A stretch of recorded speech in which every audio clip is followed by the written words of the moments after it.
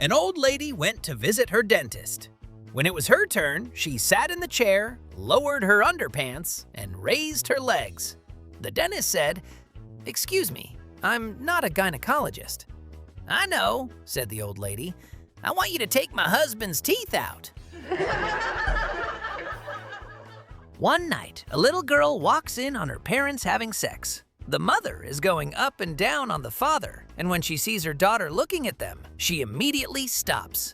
"What are you doing, Mommy?" The mother, too embarrassed to tell her little girl about sex, so she makes up an answer. "Well, sweetie, sometimes Daddy's tummy gets too big, so I have to jump up and down on it to flatten it out." The little girl replies, "Well, Mommy, you really shouldn't bother with that." The mother has a confused look on her face. "Why do you say that, sweetheart?" The little girl replies, "Because, Mommy, every time you leave in the morning, the lady next door comes over and blows it back up." A male patient just recovered successfully from a sex-threatening health attack. He was wearing an oxygen mask over his mouth and nose and laying on hospital bed. A young nurse came to cleanse his body with sponge. The patient mumbled, "Are my testicles black?" Nurse replied, "I don't know, sir. I am just setting you clean." The patient repeated again, "Are my testicles black?" Nurse was quite embarrassed to answer the question and said, "Sir, everything should be okay." The patient just kept on asking again and again, "Are my testicles black?" Nurse could not bear a patient concerned so much, so she raised his gown, moved her hand to find and grab his penis and testicle, moved it all around, checked very closely, and suddenly, man ejaculated on Nurse's hand.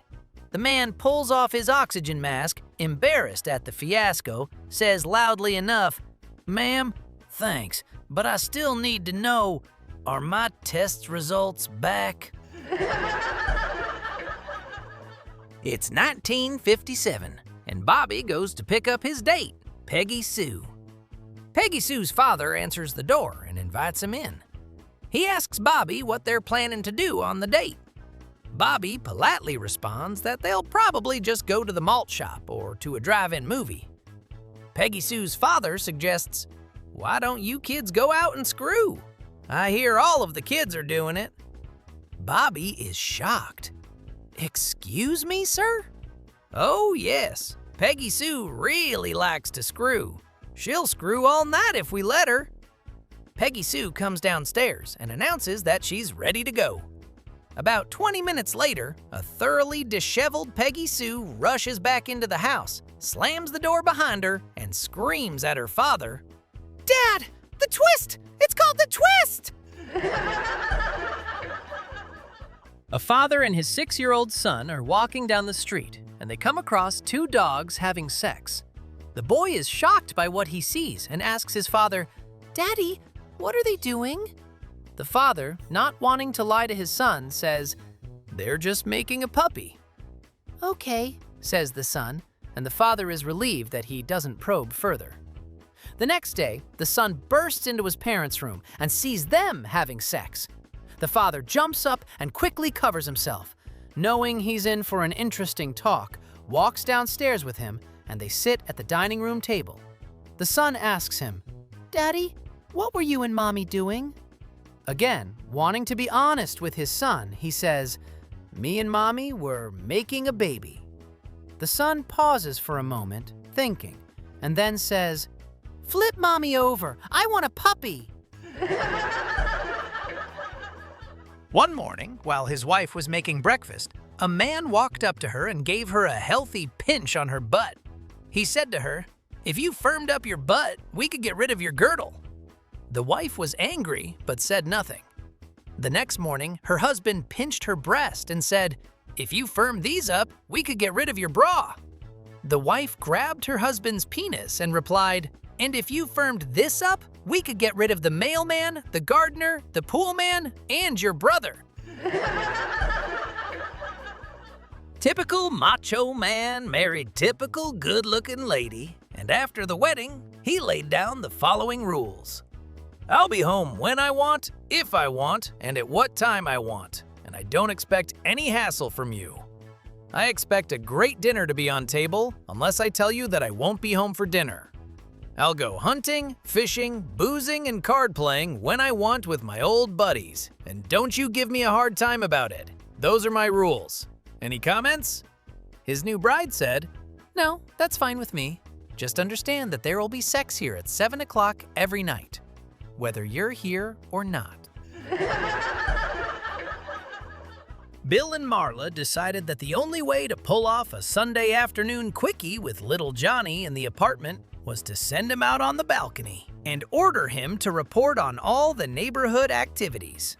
The boy began his commentary as his parents put their plan into operation.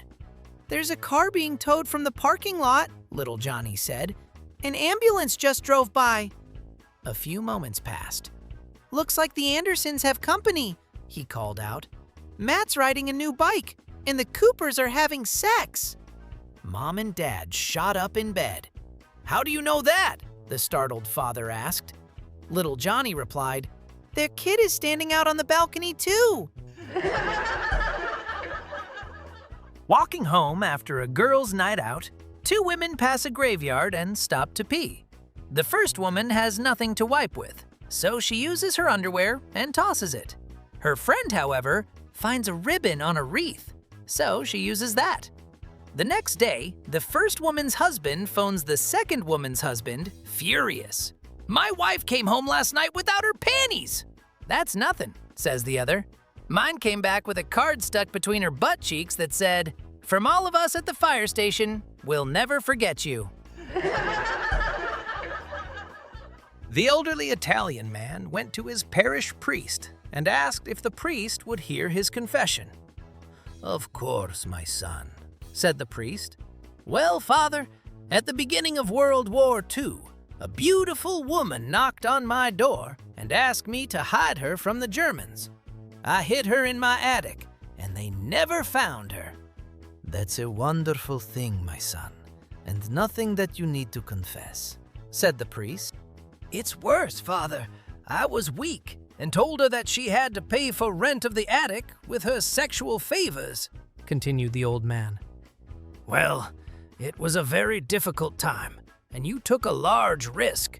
You would have suffered terribly at their hands if the Germans had found you hiding her. I know that God, in His wisdom and mercy, will balance the good and the evil and judge you kindly," said the priest. "Thanks, Father," said the old man. "That's a load off of my mind. Can I ask another question?" "Of course, my son," said the priest. The old man asked, "Do I need to tell her that the war is over?"